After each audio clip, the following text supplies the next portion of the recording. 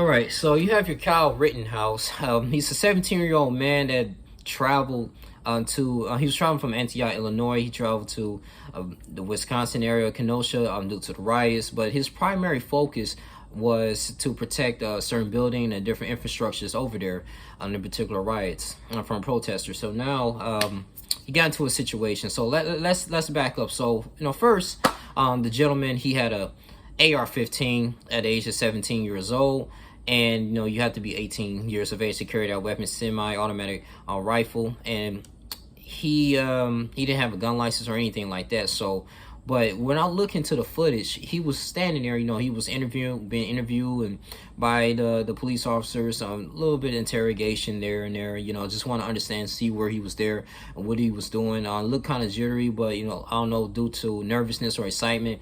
But he had a knowledge of weapons. He loved weapons, so he was assembling weapons, disassembling them, and he was just shooting. He used to go out on the backyard practicing shooting his AR, just getting that precision shot. So I will say is this, that it's his right to do those type of things, but right now, it's against the law to own that type of rifle at an age, and you crossing just state lines, going over here, going to a situation that has nothing to do with you, but now you want to impersonate yourself as a police officer. And because once you start doing that, it's that when you put civilians in the state of rest and going out here and start protecting different buildings, it's going to disrupt a lot of things, disrupt a lot of rules of engagement, and it's just going to throw off the leadership level, because you're always going to be some type of chief that's going to lead certain things when things hit the fan, and it's going to be kind of out of the control of the police officers. That's why you have the National Guard there. That's why you have certain federal agents to go on out here to put some type of order there. Now, he was just standing there, just chilling, whatever.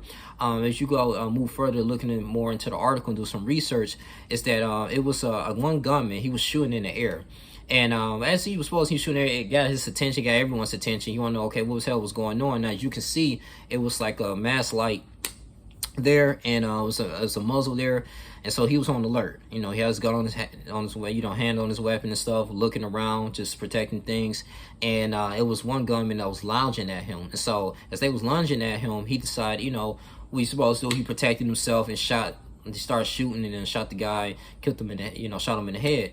And in that particular time, I think he started running, and it was like a mob of people chasing after him, and he got hit upside the head with a skateboard. I think he fell down first and got hit, and he shot the gentleman, one dude in the chest and one guy in the arm, and everybody else fled. So there was the two homicides there, and he's been charged with first-degree murder. So he walked up, he had a med kit. I mean, it was people that was like, in the medical, that need medical attention. I mean, he was really just out there just being in, aiding. So I'm looking like, this is kind of weird. I mean, maybe you have host inspirations to going out here and to help your community out, but I just felt like, it was really wasn't in the right to going out here to possess that weapon, and also to be like a police officer. That's why you have certain, like I said, organizations and people doing those certain things. So, you walking forward and everything, he put his hands up in the air, and that's when they quickly apprehended him. Now, the biggest thing is that, people just want to flip-flop. Like, I seen some people on Facebook stating that if he was an African-American, he would have got shot and killed, because the thing is, even if he did the exact same thing,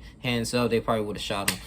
Possibly, but I don't know. But I look at this like this, I think the police kind of did a bad job. Like, hey, man, they should have really did a more in-depth interview, got his ID or something, did a little more background check, because usually when you're at a protest, they're in groups, you're in an organization.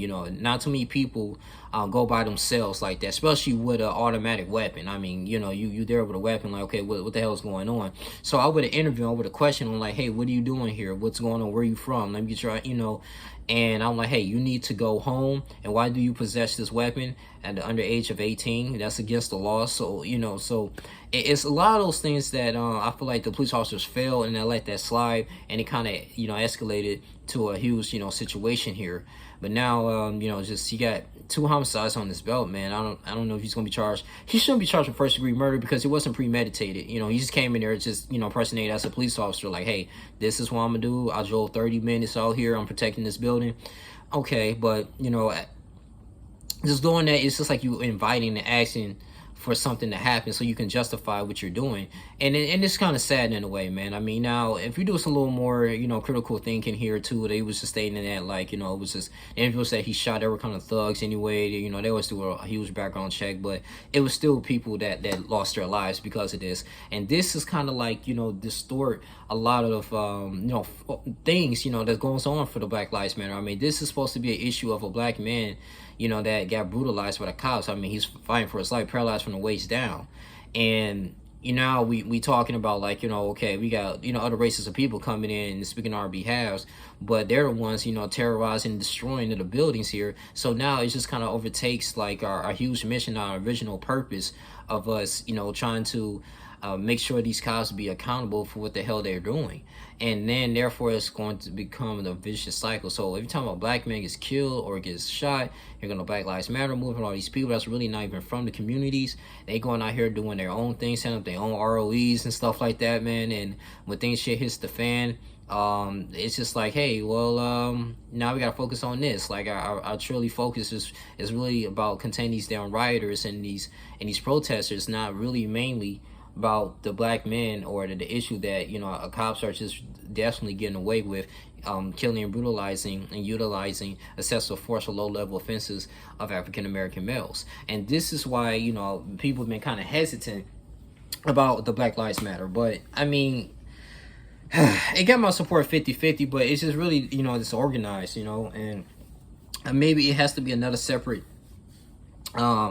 organization that black men need to come together. I mean, black men I would love to see black men in suits and walking down and talking to Congress, like getting some things done. Maybe it's some people doing that behind the scenes, but I look at this, man, situation, it's just going to be so many more of this, and it's kind of disturbing too, because we don't know, like, what have they been training here in the academy? Like, it's just like it's a little more favoritism, like, that goes on between whites and blacks, when they do certain things like that.